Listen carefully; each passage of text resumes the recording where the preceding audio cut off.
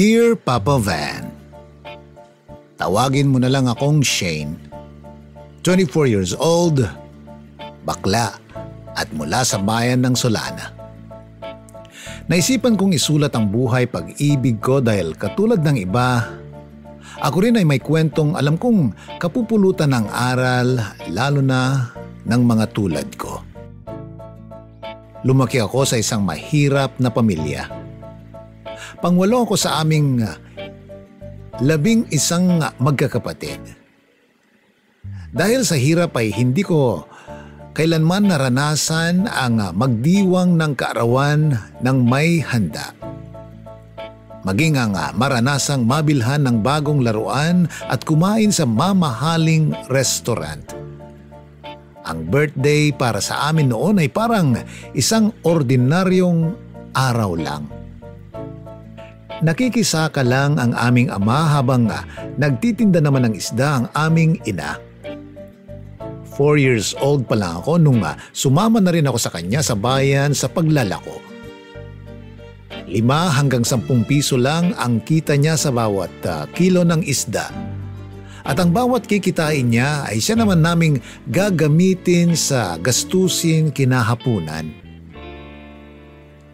May kanya-kanya na ring pamilya ang iba ko pang mga kapatid, habang ang ilan ay nasa elementarya pa lang. Sa musmus kong edad noon ay mas pinipili kong sumama kay nanay kesa magpaiwan sa bahay. Saksi ako sa bawat patagong pag-iyak ni nanay habang nagtitinda. At sa tuwing nakikita ko siyang umiiyak ay nadadala na rin ako. Batid ko kasing dulot yun ng sobrang hirap ng pamumuhay namin. Pag uwi namin mula sa bayan ay tanaw ko na kaagad sa bahay ang mga kapatid kong umaantabay sa pagdating namin ni inay. Nagbabaka sakali silang may uwi kaming pasalubong para sa kanila. Sapat na sa kanila sa tuwing may naiuwi kaming tinapay na tig 10 piso lang. 5 years old ako, Papa Van, nang may maramdaman akong kakaiba sa pagkatao ko. Hindi ako mahilig maglaro ng laruang panlalaki tulad na lang ng baril-barilan. Kakaibang sigla ang dulot sa akin sa tuwing nakakakita ako ng manika. Tuwing Sabado't Linggo ay sinasama ako lagi ng Ate Betty ko sa pakikipaglaro nito sa mga kapwa niya babae. Jackstone, luksong lubid at iba pang larong pambabae ang libangan namin. Kaya pagtungtong ko ng grade 1 ay doon ko na nakumpirma kung ano ba talaga ako. 7 years old ako nang masigurado ko sa sarili kong babae ako na nakakulong sa katawan ng isang lalaki. Tulad din ng ibang bakla, hindi rin naging madali ang pagtanggap sa akin ng mga tao, lalo na ng magulang ko. Pero mapalad pa rin ako, Papa Van, dahil kailanman ay hindi naman nila ako pinagbuhatan ng kamay, lalo na ni tatay. May mga kapatid din akong hindi pabor sa pagkatao ko, pero meron din namang mas gustong ganito ako. Tulad na lang ng panganay naming si Ate Marian. Mas okay raw anya na ganito ako dahil ang mga katulad ko raw ay madiskarte sa buhay. Di tulad ng ibang mga kapatid namin na hanggang grade 4 at elementarya lang ang inabot dahil sa hirap ng buhay. Kaya ayon, huminto na sa pag-aaral. Life is really hard that time, Papa Van. Kaya pinangako ko sa sarili ko na hindi ako tutulad sa mga kapatid kong tinalikuran na ang kanilang pag-aaral. Sa pagdaan ng panahon ay unti-unti na rin natanggap ng mga magulang ko ang pagkatao ko. Naramdaman ko yun nang sa kauna-unahang pagkakataon ay sumali ako sa isang beauty pageant year 2012. 10 years old ako noon nang isang bakla ang pumili sa aking sumali. Siya si Mother Gina. Anya, Siya na raw ang bahala sa lahat ng susuotin ko at magme-make up sa akin. Hindi sa pagmamayabang, Papa Van, pero hindi rin kasi may kakailang may tsura rin naman ako. Confident akong makukuha ko ang corona, Papa Van. Kahit na nga 20 plus na pala ang edad ng mga kalaban ko. Dama ko ang pambabash sa akin ng mga kalaban pero hindi ako nagpatinag bilang pinakabatang candidate. Ganun pa man, masaya na akong masungkit ang Miss Feminine look. At ako rin ang tinanghal na second runner-up.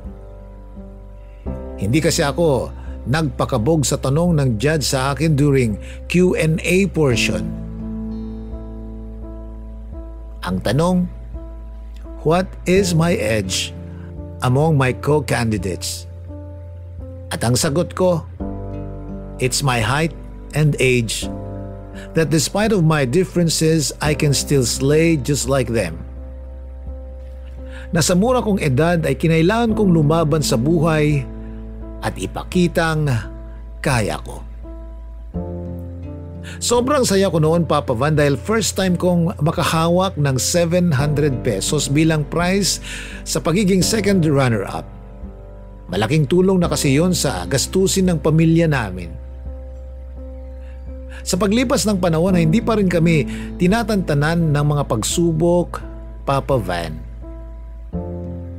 Nariyan ang nadagdagan na naman ang miyembro ng pamilya namin. Mas lumayo yung school ko ng grade 7 na ako. Hindi ko na alam kung sa paanong paraan pa ako makakatulong sa mga magulang ko. Idagdag mo pa ang mapanghusgang mga kaklase ko dahil sa kasarian ko. Lahat na ata ng klase ng pambubuli at pang-discriminate ay naranasan ko na. Meron pa ngang pisikalan na rin ang atake sa pagiging bakla ko. Merong nambubugbog at pasimpleng tumatapik sa puwit ko. Dahil doon ay mas lalong lumayo ang loob sa akin ng mga kapatid ko. Para bang kinakahiya nilang may kapatid silang tulad ko. Bakit kasi kailangan nyo pang pag-aralin yan? Dapat nang huminto na yan dahil wala rin naman niyang pupuntahan. Anila kay nanay sa tuwing humihiram ito sa kanila ng pambaon ko. Hindi ko rin makakalimutan nang minsan akong sinaktan ng kuya ko kahit wala naman akong ginagawang masama sa kanya. Ano bang kasalanan ko sa inyo? Nag-aaral ako sa atin para matulungan ko kayo balang araw. Ayokong pagtawanan lang tayo ng mga kapitbahay natin dahil mahirap lang tayo. Depensa ko sa kanya. Dahil bakla ka, wala kang kwenta, salot at wala ka namang mapapala sa buhay. Tugon ng isa ko pang kuya. Oo, Papa Van. Danas ko ang lahat ng klase ng sakit, hindi lang mula sa ibang tao, kundi mula rin sa mga taong malapit sa akin. Maging sila kasi ay nadadamay na ng dahil sa pagkatao kong parang tinuring na nilang kapintasan. Napag-uusapan na raw kasi ang pamilya namin sa pagkakaroon nila nanay at tatay ng anak na maaga nang nagsipag-asawa. Tapos madaragdagan pa raw ng isang bakla. Oo, bakla ako. Pero tong baklang to ang mag-aahon sa inyo sa hirap balang araw. Hindi ba't dapat tumutulong din kayo sa pamilyang to? Pero bakit hanggang ngayon palamunin pa rin kayo? Sa sakit ng sinabi ko ay nagpang-abot na naman kami ng mga kuya ko. Bugbog sarado ang inabot ko sa kanila, Papa Van.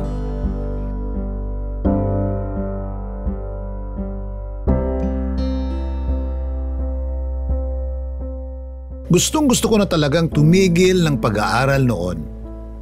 Magtatrabaho na lang sana ako para man lang matulungan ko ang mga kapatid ko. Kaso, naisip ko na, oo nga't bakla ako. Pero ayaw ko namang maging bakla na lang. Ayaw kong matulad sa mga kapatid kong walang narating sa buhay at naiwan na lang na umaasa sa mga magulang. Kaya tinanggap ko na lang ang kapalaran ko. Hindi ko na lang pinatulan ang araw-araw na maling pagtrato at masasakit na salita mula sa mga kapatid ko. Tinis ko lahat ng klase ng hirap tungo sa pag-abot ko sa aking pangarap. Naranasan kong pumasok ng school nang wala man lang laman ang aking tiyan. Kahit inaabot na ako ng gutom sa gitna ng klase ay tuloy lang. At sa tuwing recess naman ay tinutulog ko na lang para maibsan ang sakit ng sikmura ko. Ikaw ba naman ang 25 pesos ang baon? Pamasahe ko na round trip yung 20, kaya yung 5 natitira, ibinibili ko na lang ng tig-pisong chichirya sa kantin na siyang ginagawa kong ulam. Minsan naman ay naglalakad na lang ako pauwi kahit na sobrang layo. Makatipid lang. Sa loob ng 2 taon ay pinagtiyagaan ko ang ganong estado ng buhay namin, Papa Van. Kasama na ron ang hindi magandang pakikitungo sa akin ng ilang mga kapatid ko. Pagtungtong ko ng grade 9 ay nakiusap na lang ako kay Ate Mary Ann para doon na lang ako manirahan sa kanila. Sa kagustuhan kong maiwasan ang gulo sa bahay. Bukod doon ay nais ko rin kasing tuluyang makalaya ng makapag-focus na ako sa aking pag-aaral. Mabuti na lang at mabait si ate. Pinatuloy niya ako sa kanila kahit na nga kasama pa niya ang 2 niyang anak. Mainam na rin doon muna ako sa kanila nang may makasama sila habang nasa abroad ang asawa niya. Bukod sa kabaitan ay maalalahanin din si ate. Malayo sa ugali ng iba kong mga kapatid. Sa puder ni ate ay bagya akong nagkaroon ng peace of mind. Walang magulo. Malayo ako sa ingay at nagkaroon din ako ng kalayaan. Hindi rin ako tinitipid ni ate pagdating sa baon kaya nakakapag-aral ako ng mabuti. Noon ko na rin nakilala ang unang lalaking nagpatibok ng aking puso. Ang aking first love na si Brian.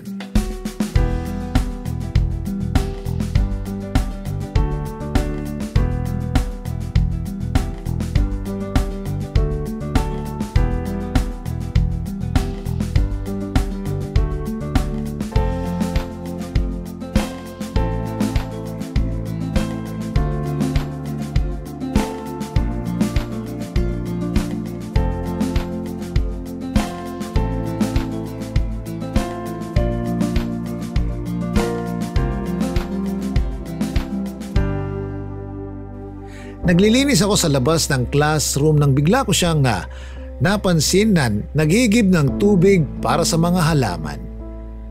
Matipuno at masipag. Obvious din noon sa forma niya ang pagiging jejemon. Pero ayos lang dahil sabi ko nga, gwapo naman siya. Tanggap ko namang malabong magustuhan niya ako dahil sa pareho kami ng dinadala. Hindi pa kasi halata noon sa forma ko na bakla ako, Papa Van. Tulad niya ay panlalaki pa rin ang suot kong pants at polo. Hindi palda at blouse. Hindi na ako umasa dahil marami ring nagagandahang babaeng kaklase niya. Kaya kinimkim ko na lang ang feelings meron ako para sa kanya. Tutal, puppy love lang naman ito. Pagka uwi ko ay agad ko siyang in-stalk sa Facebook. Para akong matutunaw sa kung paano siya tumitig sa mga pictures niya, Papa Van. Sinubukan kong mag-send ng friend request sa kanya. Pagkalipas ng ilang oras ay agad naman niya itong inaccept. Nakasilip ako ng pag-asa kaya agad ko na siyang chinat. Wala akong sariling cellphone noon kaya nakikigamit lang ako kay ate. De keypad lang kasi ang phone meron ako. Hi. Tipid na chat ko. Hello. Reply naman niya. Same school pala tayo? Panimulang tanong ko. Okay. Tanging reply niya.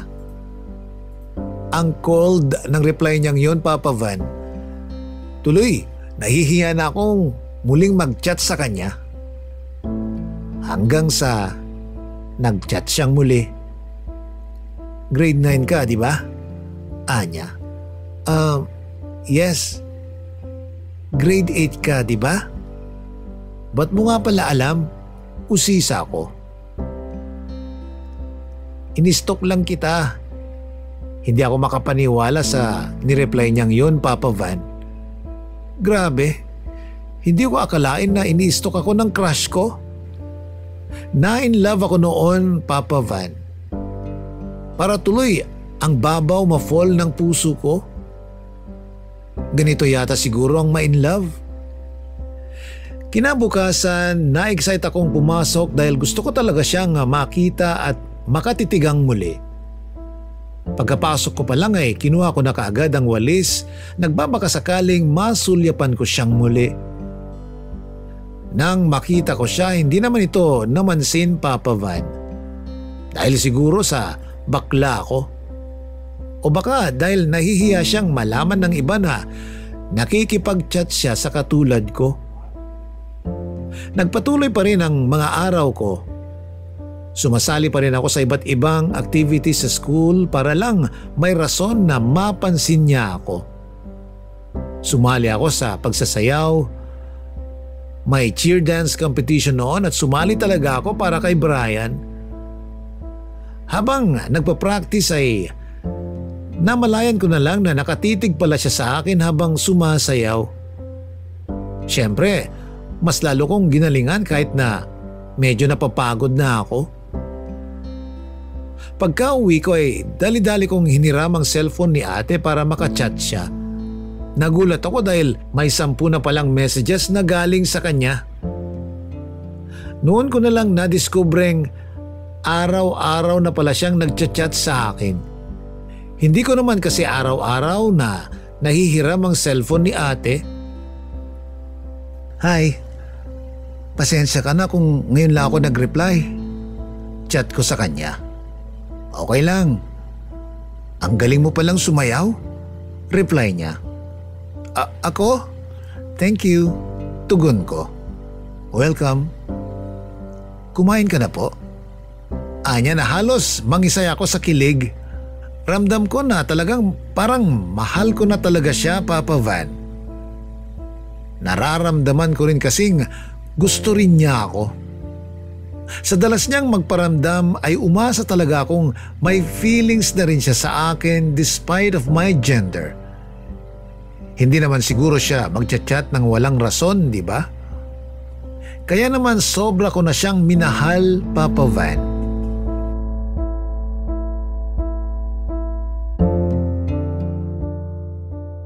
Lumipas ang mga araw na tuloy pa rin ang communication namin. Bukod doon ay pinapansin na rin niya ako sa school. Mas naging close kami na umabot na sa puntong ginagawa ko ng lahat para sa kanya. Tulad na lang ng school projects niya at binibilhan ko rin siya ng snacks niya. Wala akong pakialam noon kahit wala nang matira sa akin. Basta mapaglingkuran ko lang siya ay ayos na sa akin ang lahat. Hanggang sa isang araw nang kausapin niya ako. Shane, di ba mahal mo ako? Nabigla ako noon sa naging tanong niya. Oo naman, Brian. Higit pa sa buhay ko. Sagot ko. Gusto mo, tayo na lang? Anya na mas nagpabilis ng tibok ng puso ko. Totoo ba? Akala ko kasi tayo na talaga. Bakit ngayon mo lang sinabi yan sa akin? Usisa ako. Magiging tayo naman eh. Pero sa isang kondisyon nga lang. Hindi ko may paliwanag yung kaba ko sa litanyang yon ni Brian, Papa Van. Walang kasiguraduhan kung magugustuhan ko ba ang kondisyong hihingin niya sa akin kapalit ng magiging relasyon namin. Anong kondisyon, Brian? Tanong ko. Magpipretend tayong mag-best friend lang. Kapag nalaman kasi ito ng mga magulang ko, baka sabihin nilang namamakla ako. Anya na, naunawaan ko naman. Sige, Brian, okay ako dyan, alang-alang sa'yo. Batid kong natuwa siya sa naging kabuuan ng pag-uusap namin. At naging kami nga ni Brian ng palihim, Papa Van. Habang tumatagal ay mas lalo akong nai-inlove sa kanya. Lalo na kapag nginingitian niya ako, parang natutunaw ang puso ko. Patuloy pa rin ang paggawa ko sa mga projects and assignments niya. Binibilhan ko pa rin siya ng pagkain niya. Masaya kami sa relasyong meron kami. Ni hindi nga namin namalayan na umabot na pala kami ng 6 na buwan. Kung tatanungin niyo naman kung may nangyayari na ba sa amin, ang sagot ay wala pa, Papa Van. Dahil wala pa talaga sa pag-iisip ko noon ang alam niyo na.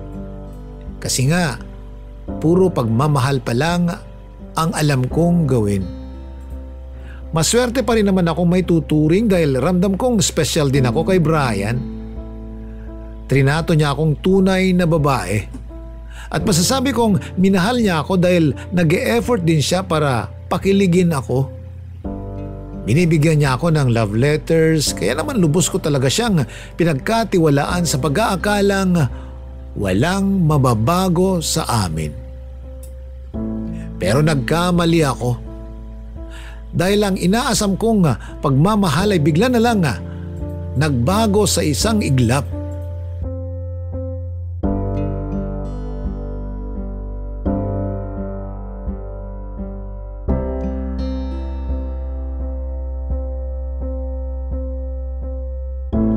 Nagsimula yun nang malaman ko mula sa kaibigan niyang ginamit lang pala niya ako para sa mga projects niya. Plano niyang lahat ng meron sa inyo ngayon. Ang malinlang ka at mapaibig ka niya. Hindi ako naniwala agad nung una dahil nakikita ko nga naman ang pagsisikap niyang mapasaya ako.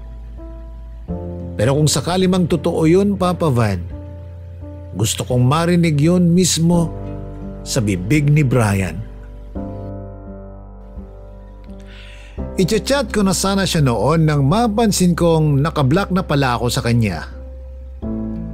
At yun na yun, Papa Van. Sa isang iglap ay bigla na lang gumuho ang mundo ko sa pagtatalikod sa akin ni Brian.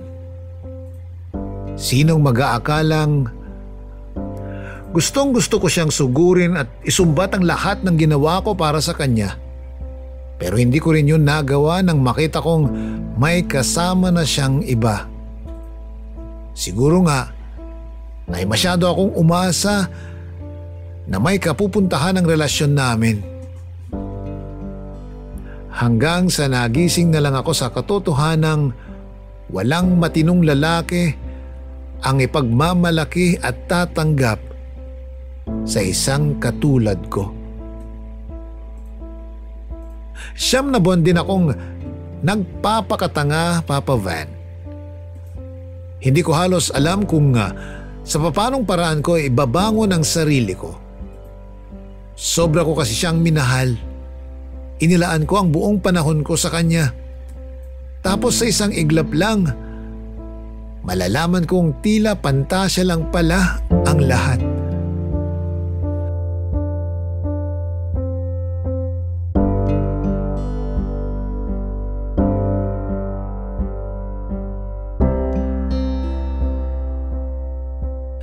Mabuti na lang at magbabakasyon na noon. At dahil nga sa pagkabigong naranasan ko sa kanya ay nawalan na ako ng interes mag-aral. Napariwara ang buhay ko kasama ang mga kauri kong may mga bisyo. Nagalit ang mga kapamilya ko sa akin. Puwera na lang kay nanay. Pilit niya akong pinababalik sa pag-aaral. Lalo akong naluha noon, Papa Van, dahil hindi ko akalaing makakakuha pa ako ng suporta sa nanay ko. Pinuntahan niya ako sa bahay ng barkada ko. Ayaw ko sana siyang harapin kaso makulit siya. Magtatapos ka ng pag-aaral, Shane. Ikaw na lang ang pag-asa namin. Gusto kong makapag-abroad ka pa. Hindi ba't pangarap mo rin yon para maahon kami sa hirap? Anya. Pwede ba, Nay? Hayaan niyo na akong gawin ang gusto ko. Hindi lang naman ako yung anak niyong tumigil sa pag-aaral, di ba? Lahat sila, walang natapos. Kaya ginagaya ko lang sila. Kaya pwede ba? Nay, umalis na lang kayo rito. Pagtadaboy ko sa sarili kong ina. Hindi ko na alam kung anong nangyayari sa akin, Papa Van. Yung baklang dating punong-puno ng motibasyong makapagtapos ng pag-aaral, ngayon ay larawan na ng isang baklang galit sa buhay. Rebelde nang dahil lang sa pag-ibig. Nagpatuloy ang buhay ko ng malayo sa kontrol ng mga magulang ko, Papa Van. Nakipagsapalaran ako sa mga kaibigan ko at namasukan bilang isang event decorator. Nag-sideline din ako bilang makeup artist hanggang sa tuluyan ko na ngang inilalabas ang tunay kong pagkatao. Nagpahaba ako ng buhok, nagbihis pambabae at nag-take ng mga HRT o yung hormonal replacement therapy. Tuluyan na akong nagkaroon ng hugis na tulad ng sa mga kababaihan. Nagkaroon na rin ako ng dibdib. Malayong malayo na ako sa dati kong itsura. Gamit ang perang inipon ko ay naisakatuparan ang matagal ko nang inaasam, Papa Van. Ang maging isang ganap na babae. Mahigit 1 taon din ang ginugol ko sa pagpapakababae. Kaya naman nang muli akong humarap sa pamilya ko ay hindi sila agad makapaniwala. Plano ko pa sanang magpakita kay Brian kaya lang nasa Maynila na raw siya. Kaya hinayaan ko na lang. Kailanman na hindi ako nag-abot ng tulong pinansyal sa mga magulang ko at mga kapatid. Tuluyan ko na silang kinalimutan. Itinuon ko na lang ang atensyon ko sa pagpapasaya sa sarili ko. Mas pinili kong makasama ang mga kapwa ko bakla kesa sa kanila. At tuluyan na ngang naging miserable ang buhay ko. Walang gabing hindi ako nasa gimikan, bar at party. Kung kani-kanino ko na rin ibinigay ang sarili ko. Gabi-gabi ay iba-iba ang nakaka-one night stand ko. Nagpakalunod ako sa kalayaang tinatamasa ko na dulot ng pagre-rebelde. Wala akong pakialam noon kahit na si Ate Mary Ann na mismo ang nagchat-chat sa akin. Nakikiusap siyang bumalik na ako sa amin at ipagpatuloy ang pag-aaral ko para sa mga magulang namin. Ewan ko ba, noong mga sandaling yun ay wala na sa akin yung kagustuhang makapagtapos ng pag-aaral. Alam mo yung bigla na lang akong nawalan ng ambisyon sa buhay, Papa Van? Wala na akong pakialam sa pamilya ko. Wala na akong pakialam sa sarili ko. Bastang importante, masaya ako.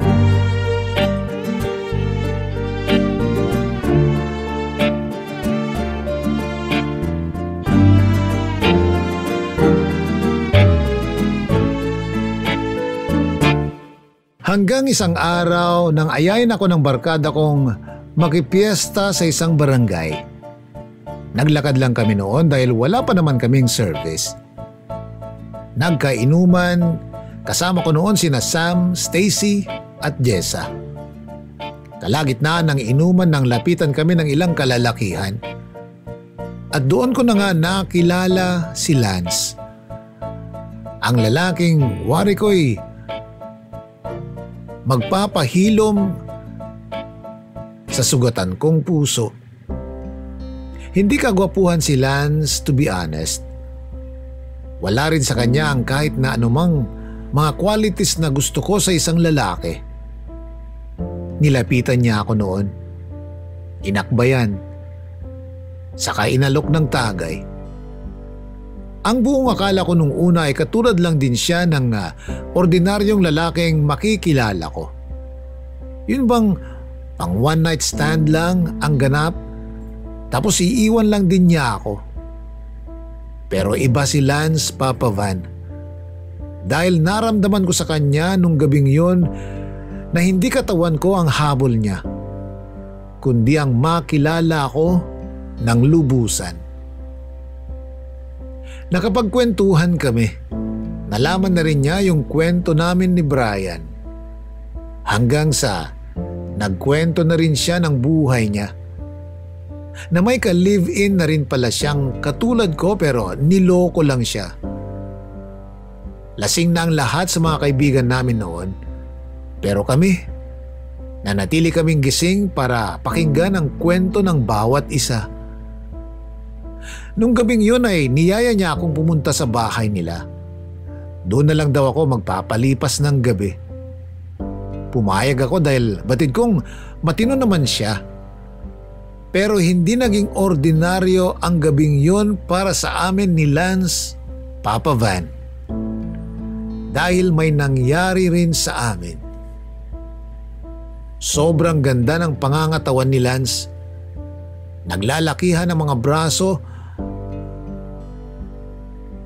at may six-packs abs din siya na siyang nagustuhan ko. In fairness, Papa Van, magaling si Lance sa kama. Shane, sana maulit pa to. At sana ikaw na hanggang sa huli. Bulong niya nang matapos na kami. Hindi ko yun inasahan sa kanya. Nagpanggap na lang akong natutulog noon dahil ang totoo ay nahihiya ako sa kanya. Nag-aalangan akong gumising kinaumagahan noon sa pag-aakalang baka itaboy na niya ako. Pero nagkamali ako dahil pinagluto pa pala niya ako ng almusal. Sakto rin kasing wala pa siyang pasok noon. Sige Lance, uwi na ako. Marahang paalam ko. Ha? Pinagluto pa naman kita. Alam kong hindi ka kumain kagabi dahil sa kalasingan mo. Alalang anya. Wag na Lance, baka makita pa ako ng mga magulang mo.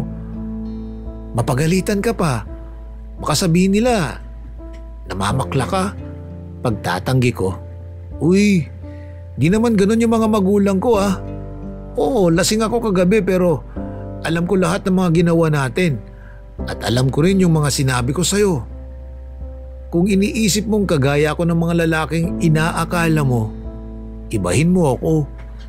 Nakangiting sabi niya habang abala pa rin sa pagluluto. Nakita ko ng mama at kapatid noon ni Lance na sakto naman ay nagtatrabaho na sa gawaing bahay. Akala ko noon magagalit yung mama ni Lance, Papa Van. Pero imbes na magalit ay nagtanong pa siya kung taga saan daw ako. Inulok pa nga niya ako ng almusal. Halika na, kumain ka na. Alam mo, hindi talaga ako nag-aalmusal. Ngayon lang ako nakapagluto ng ganito. Dahil sa'yo. Kaya wag mo na isipin kung paano ka makakauwi. Ako nang bahalang maghatid sa'yo mamaya. Ani Lance. Saglit akong natameme sa naging treatment nila sa akin, Papa Van. Hanggang sa naging komportable na rin ako kay Lance.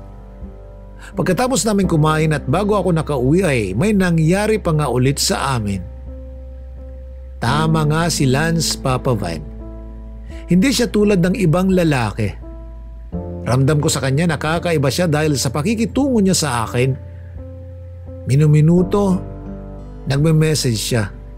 Tinatanong kung okay lang ba ako o kung ano bang ginagawa ko. Kahit na ilang minuto pa lang kaming nagkakaiwalay ay tinatadtad na niya ako ng mga messages niya.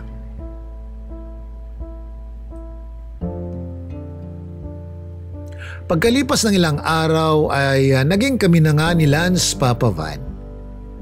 Tinanggap naman ako ng pamilya niya.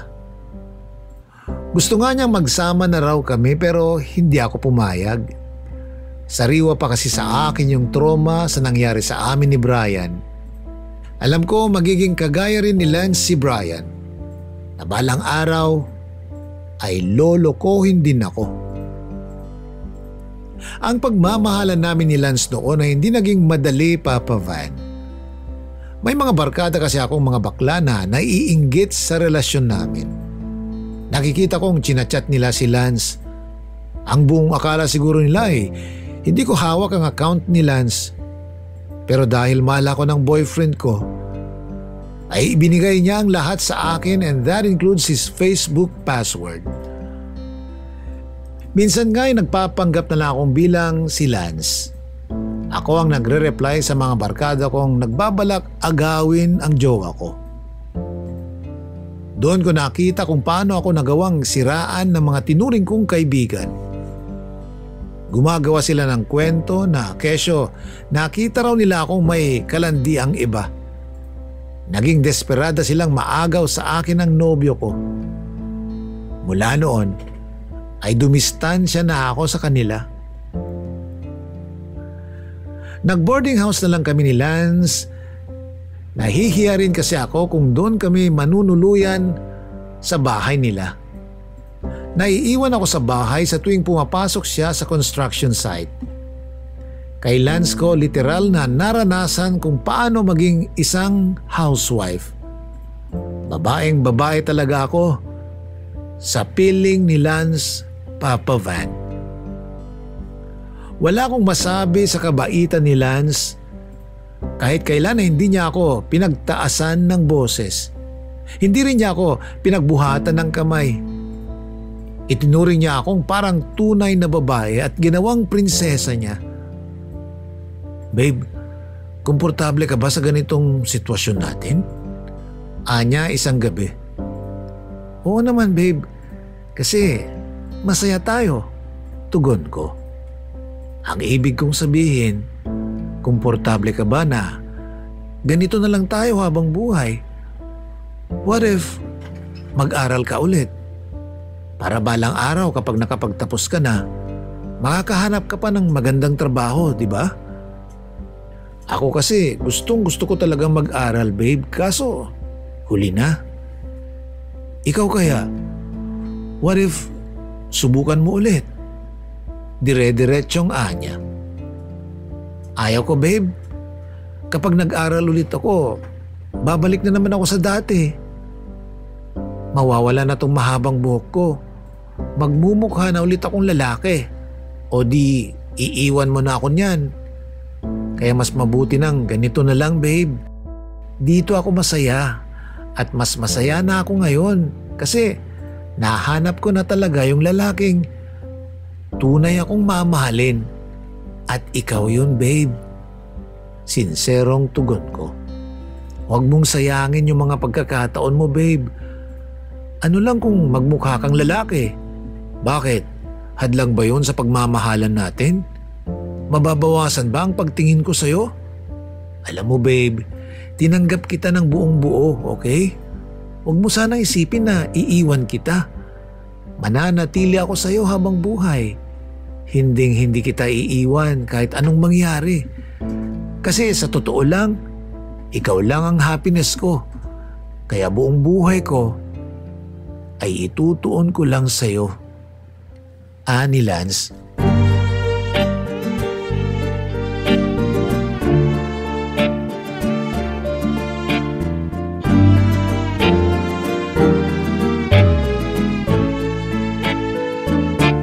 Mahal din naman kita babe.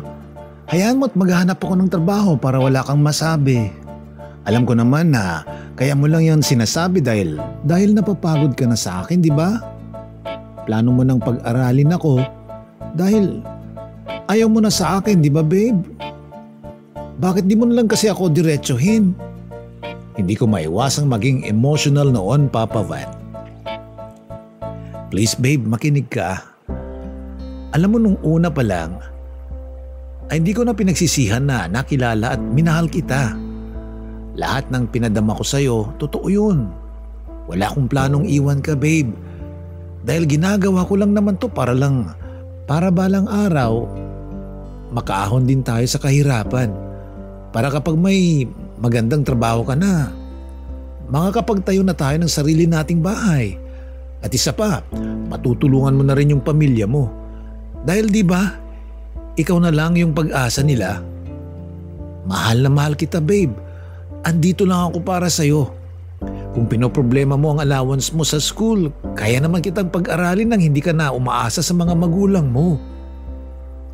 Tila natauhan ako sa mga nasabing yun ni Lance, Papa Van. Kaya pumayag na rin akong ipagpatuloy ang pag-aaral ko bilang grade 10 student. Pero hindi na sa dati kong school. Ayoko na kasing maalala pa ulit si Brian sa school na pinanggalingan ko. Bumalik din ako sa puder ng ate ko. Nagpagupit ako ng buhok at nagbihis lalaki muli. Kahit may hirap ay kinaya ko dahil kailangan kong sundin ang school policy. Nag-aabot naman ng financial assistance si Lance noon. Pero hindi ako pumayag na lagi na lang nakaasa sa kanya. Ayoko lang din kasing mapabayaan niya ang sarili niya. Katulad na lang ng ginawa ko noon sa ex kong si Brian. Lalong tumibay ang relasyon namin ni Lance, Papa Van. Walang panulokong nangyari at kahit LDR kami ay nagkikita pa rin kami tuwing weekends. Naging inspirasyon ko si Lance sa mga panahong yun. Siya yung naging liwanag ko tungo sa mabuting landas. Naging honor student ako at marami rin akong activities sa school na sinalihan. Ang saya pala sa pakiramdam nung nag-aaral ng my boyfriend, Papa Van, lalo na sa mga gaya ko. Para bang ang gaan lang ng takbo ng buhay. Kahit na nga sinasabay ko na sa pag-aaral ko ang pagtatrabaho. Sumasideline pa rin ako bilang event decorator at makeup artist. Kaya hindi rin ako gaanong humingi ng baon sa magulang ko maging kay Lance. Damang-dama ko yung kasiyahan kay Lance nang i-chat ko sa kanya ang tungkol sa pagkakaroon ko ng honor sa school. Sobrang proud ako sa iyo. Basta, kahit anong mangyari babe, ipangako mo sa akin na magtatapos ka para sa future mo ha? Reply niya.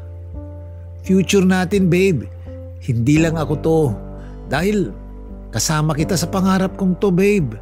Paglilinaw ko. Kahit anong mangyari babe, lagi mong tatandaan na ikaw lang at wala nang iba. At kahit mawala man ako, tatandaan mo sanang mahal kita ng sobra-sobra. Hindi ko alam kung paano tatanggapin ang chat na yun ni Lance. Anong mawawalang pinagsasabi mo dyan, babe? Bakit? Iiwan mo ba ako? Pambabara ko sa kanya. Siyempre, hindi babe. Sige babe, may work pa kasi ako. Mamaya na lang ulit tayo magkwentuhan. Pagwawala niya sa pag-uusap namin. Parang may mali talaga sa chat na yun ni Lance, Papa Van. Tuloy napaisip ako na baka may iba na siyang kinalolokohang babae. LDR kasi kami at hindi ko nababantayan ang bawat galaw niya. Kaya hindi rin may alis sa akin ang mapraning. Pero taliwas sa inaasahan ko ang natuklasan ko nang tawagan ako ng kapatid niya. Shane, si Lance. Nag-aagaw buhay. Maikling litanya ng halos ikalambot na mga tuhod ko. Hindi ko rin alam kung sa papanong paraan ko tatanggapin ang katotohanang huling pag-uusap na pala namin nung magka-chat kami. Wala na siya, Papa Van. Wala na si Lance.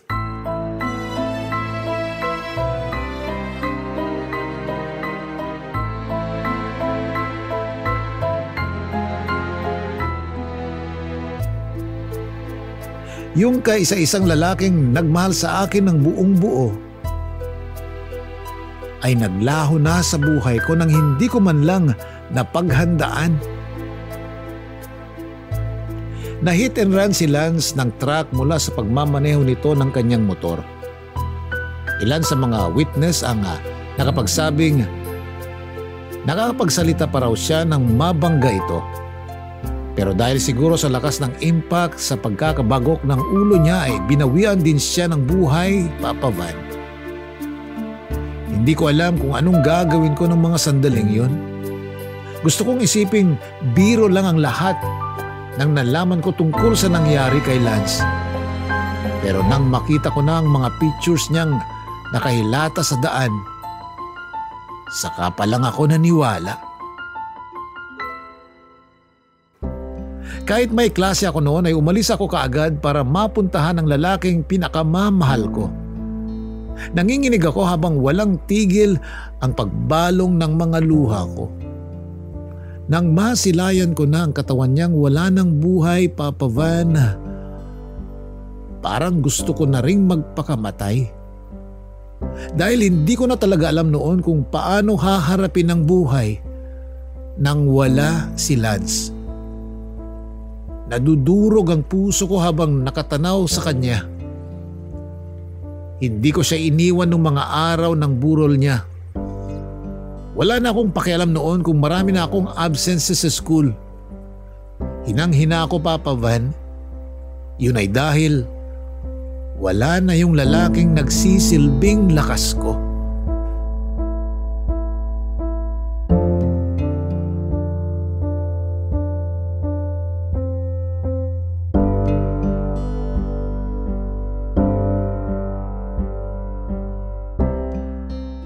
Kinaumagahan noon ay may napansin ako sa lagayan ng damit ni Lance. Isang alkansyang gawa sa kawayan. Punong-puno yon ng perang de papel. Muling nadurog ang puso ko nang makita ko ang pangalan kong nakaukit sa katawan ng alkansya. Sabi ng mama ni Lance, pinag-iipunan daw talaga ng mahal ko ang paparating na graduation ko for grade 12.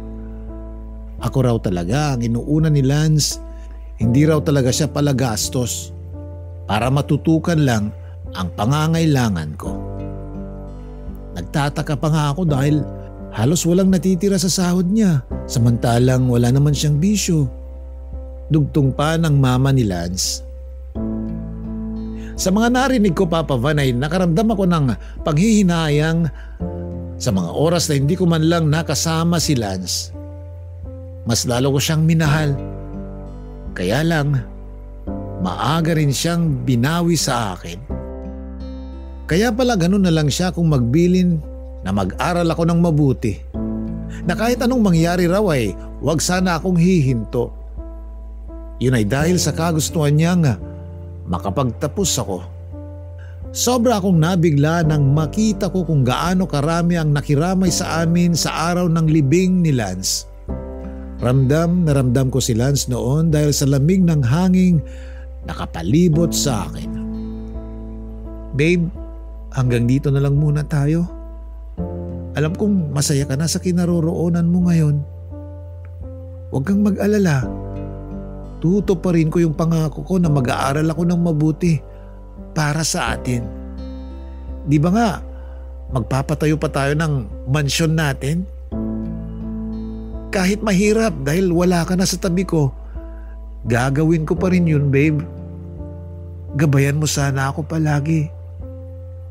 Mahal na mahal kita.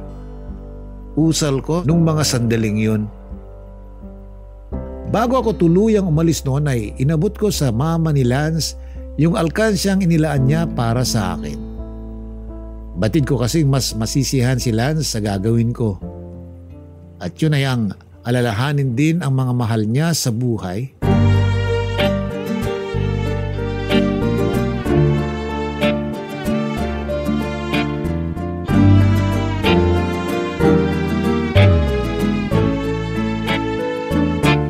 Alam kong may plano ang Diyos sa buhay ko. May dahilan ang lahat ng nangyayari sa buhay ko. Kung tutuusin, pwede ko lang lunurin ang sarili ko sa labis ng kalungkutan noon. Kaya lang, paniguradong hindi rin matutuwa si Lance na makita akong miserable. Kilala ko kasi si Lance. Ang tanging nais lang noon ay ang maging masaya ako. Kaya sinikap ko talagang bumangon at mag-move on, Papa Van. Pinadama sa akin ni Lance na kahit na bakla ako, mayroon pa ring tunay na lalaking magpapadama ng tunay na pagmamahal sa tulad ko.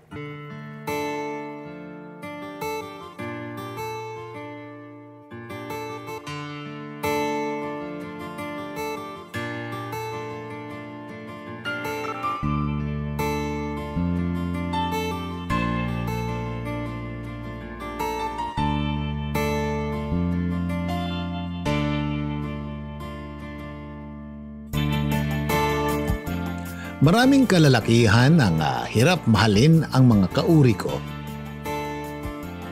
Pero binigay sa akin ng Diyos si Lance para ipadama ang tunay na pagmamahal sa akin. Sa paglipas ng mahabang panahon ay pinagpatuloy ko pa rin ang buhay ko. Baon ng magagandang alaala namin ng lalaking pinakamamahal ko. Sinikap kong ipagpatuloy ang pag-aaral kahit na nga hirap ako dahil sa tuwing pumapasok ako ng school ay si Lance ang naaalala ko. Pero natapos ko pa rin ang senior high school ko.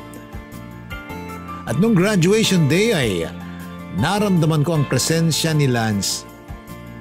Naluhan na lang ako nang makita ko ang isang paru-parong dumapo sa akin. Alam kong malayo pa ako sa finish line pero gagawin kong lahat.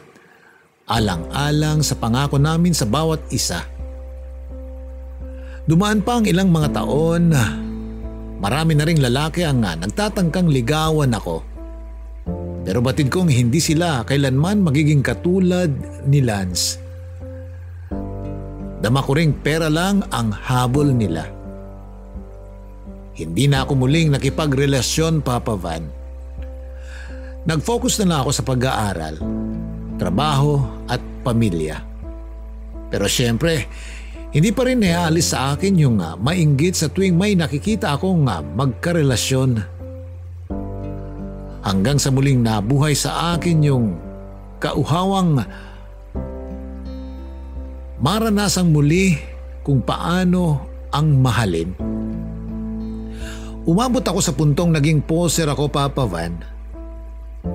Gumawa ako ng account na hindi ko naman pagmamay-ari.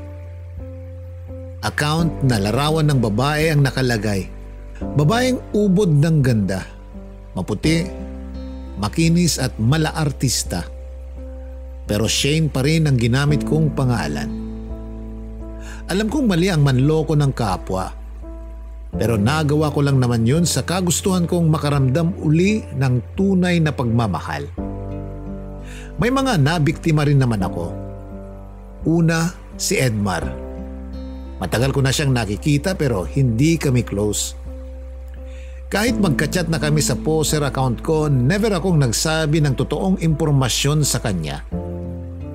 Ilang beses niyang tinangkang makipag-video call sa akin pero hindi ko siya pinagbibigyan.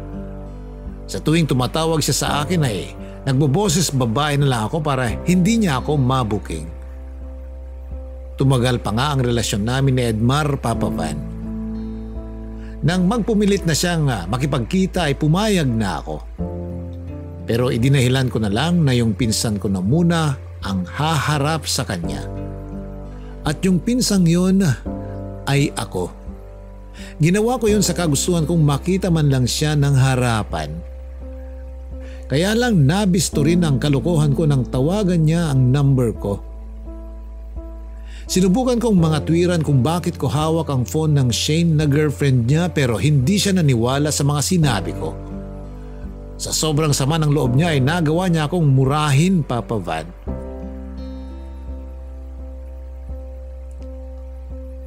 Agad na rin niya akong blinak noon kaya hindi ko na siya muling nakausap pa. Naawa kasi ako noon sa kanya. Nagawa kong lokohin ang isang lalaking naghangad lang naman ng tunay na pagmamahal. mula nga lang sa tunay na babae. Pakiramdam ko talaga noon ay wala nang magmamahal at tatanggap sa akin. Pero pinagpatuloy ko pa rin ang pagiging poser. May mga sampu rin akong naloko.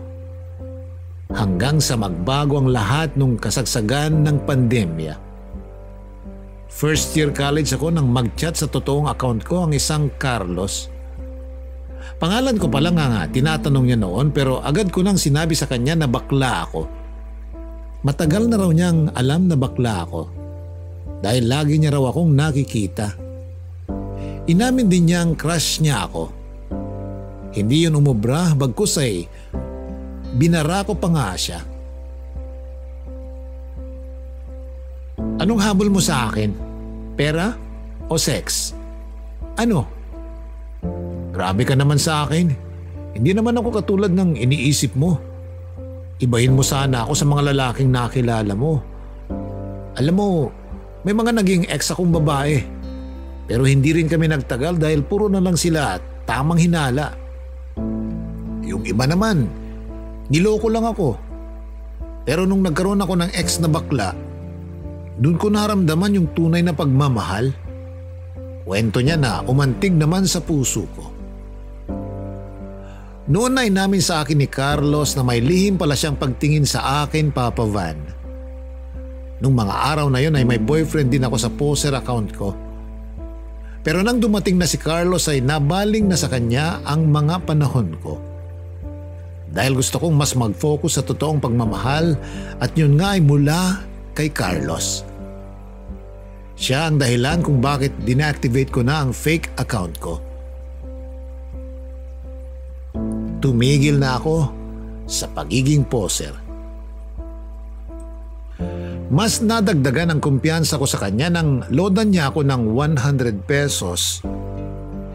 Hindi siya kagwapuhan, Papa Van, pero masipag siyang mag-aral. Hanggang sa naging kami na officially. Marami siyang ipinangako sa akin. Tulad ng hindi raw niya ako lolokohin kahit na anong mangyari. Pumayag akong iuwi niya ako sa kanila tuwing weekend dahil sa karupukan ko. Inilihim ko ang lahat sa mga magulang ko. Naging komportable ko kay Carlos dahil mabait siya, maaruga, walang bisyo at ramdam ko talaga na mahal niya ako. Hanggang sa tuluyan na nga akong nahumaling kay Carlos, Papa Van. Pumayag akong pumirmi na sa kanila. Napabayaan ko ang pag-aaral ko dahil kay Carlos. Kinalimutan ko ang lahat sa pangarap na binuo namin ni Lance nang dahil sa bagong minamahal ko. Pinaglingkuran ko si Carlos sa pamamalagi ko sa puder niya. Nang nalaman yun ng mga magulang ko ay agad nila akong pinuntahan. Nanghihinayang daw sila sa akin. Pinipilit nila akong umuwi sa amin. Oo, Papa Van. Alam kong tama naman ang nanay ko sa mga sinabi niya. Pero nung mga panahong yun, mas matimbang pa rin ang pagmamahal ko kay Carlos. Ang makasama siya at makapiling. Tiwala akong hindi niya ako sasaktan at aalagaan niya ako. Simula noon ay hinayaan na lamang ako ng mga magulang ko. Pero nagpaparamdam pa rin naman sila para kamustahin ako. Sa totoo lang, naging buhay prinsesa ako sa piling ni Carlos, Papa Van. Ang akala ko nung una ay maayos na ako sa puder niya. Kaso, nagbago ang pakikitungo niya sa akin nang may ma-receive akong message sa number ko. Hello Shane, si John to. Bakit hindi ka na nagpaparamdam sa akin? Bakit naka-deact na yung account mo sa Facebook? May nagawa ba akong mali sa'yo? Boyfriend ko si John, Papa Van, sa poster account ko na nabasa yun ni Carlos. Sino to, B? Bakit sinasabi niyang hindi ka na nagpaparamdam sa kanya? Usisa niya. Hindi ko alam, B. Siguro wrong send lang siya. Pagrarason ko na lang. Agad niyang tinawagan yung number. Binulyawan niya si John. Minura sa kanya blinak. Dahil doon ay sinaktan ako ni Carlos, Papa Van. Hindi ko talaga yon inaasahan kay Carlos dahil ang buong akala ko ay mahal na mahal niya ako. Pero tama nga sila. Makikita mo lang talaga ang ugali ng isang tao kapag nakasama mo na siya sa iisang bubong. Paglalim ng gabi ay nagsorry pa rin naman si Carlos. Pero dahil mahal ko siya at naiintindihan ko ang pinanggagalingan ng galit niya, ay pinatawad ko siya, Papa Van. Pero nabago na ang turing niya sa akin. Kung dati ay buhay prinsesa ako sa puder niya, noon ay nagagawa na niya akong isama sa bukid upang magtanim ng palay. Kinaya ko yon kahit na ang totoo ay wala naman akong karanasan sa pagbubukid. Sa kagustuhan kong may tulong ay sumama na lang ako. Hindi pala madali ang pagiging magbubukid dahil nakabilad ka maghapon sa init ng araw.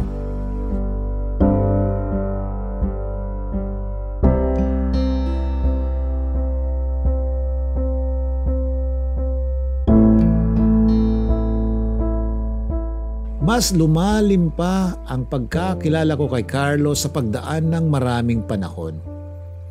Naulit kasi nang naulit ang pananakit niya sa akin. Mas tumindi ang pagiging seloso niya na ultimo pinsan niya na minsan ko lang kinausap ay pinaghihinalaan na niya. Gusto kong ipaalam sa mga magulang ko ang nangyayari sa akin pero hindi ko ginawa dahil baka sisihin lang din nila ako sa desisyon kong paghihinto ng pag-aaral. Sana pala, pinakinggan ko na lang sila. Sana hindi ako nagpabulag sa pagmamahal ko kay Carlos. Naging bulag ako sa katotohanang nagiging martir na ako masyado, Papa Van. Hanggang sa maisipan kong bumalik na lang sa pag-aaral. Kinonsidera ko pa rin si Carlos kaya humingi ako ng pahintulot niya.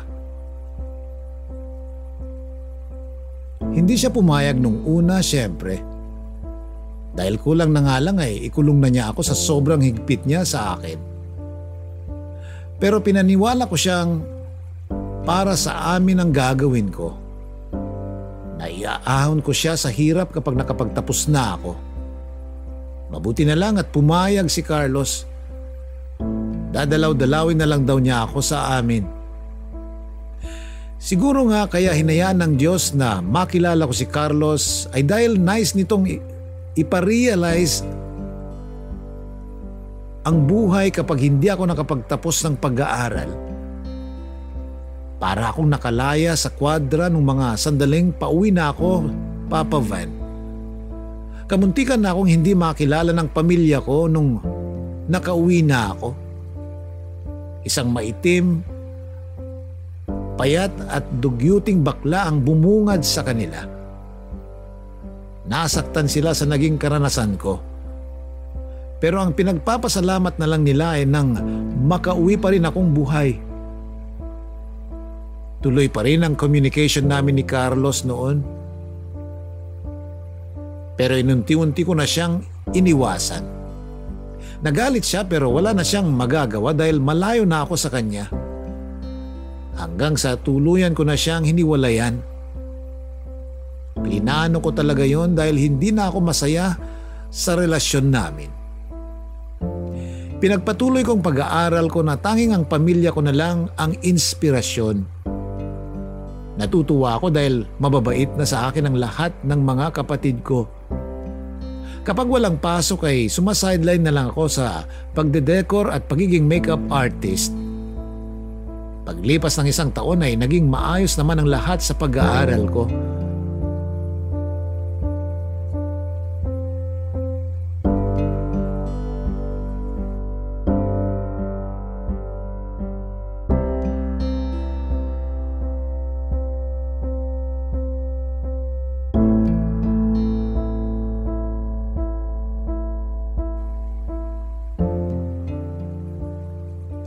Second year college na ako nang makilala ko naman ang huling taong minahal ko ng lubusan. Siya si Jill. Ngayon ay nagsasama na kami sa buhay namin. Mas minabuti kong tumira na lang si Jill sa bahay dahil ayaw ko nang maulit yung nangyari sa amin ni Carlos.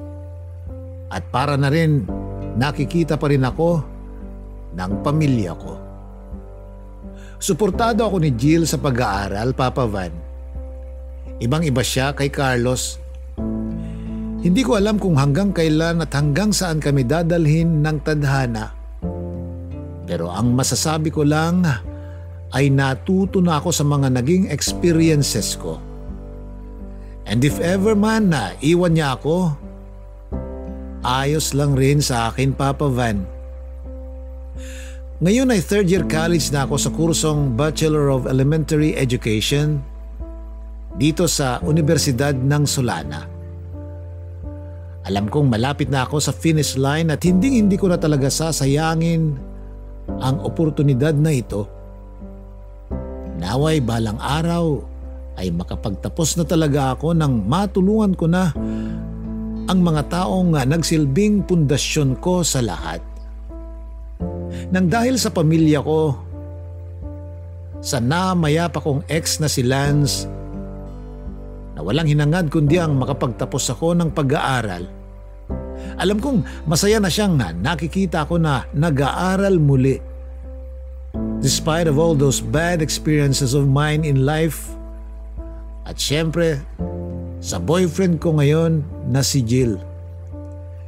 Sila ang motibasyon at inspirasyon ko sa lahat, Papa Van. Everyone has their own story, and that's something I hope for everyone to learn at a young age. Because life is too short. Let's not waste those opportunities that come our way. Hanggang dito na lang, Papa Van, at naway magsilbing aral ang buhay ko sa mga kabataan, lalong-lalo na sa mga baklang kagaya ko na naghahangad ng totoong pagmamahal. Meron ding lalaking magmamahal at tatanggap sa inyo ng buong buo. Huwag magmadali at laging tatandaan that destiny will come in a right time with the right person. Maraming salamat, Papa Van. Ang inyong ka-exclusive, Shane.